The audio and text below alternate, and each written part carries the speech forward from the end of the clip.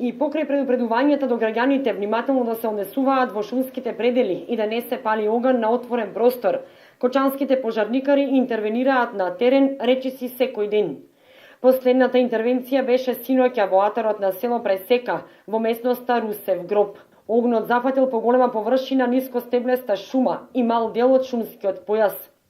На терен интервенирале 15 пожарникари од територијалната противпожарна единица од Кочани и Виница со 5 возила, како и вработени во македонски шуми. Пожарот пред полноќ бил локализиран, но оштетена е површина над 10 хектари.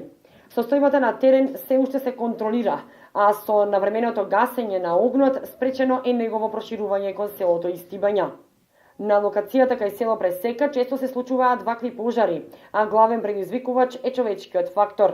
Очигледно е дека и покрај сите предупредувања нема позитивен ефект во однесувањето на дел од граѓаните.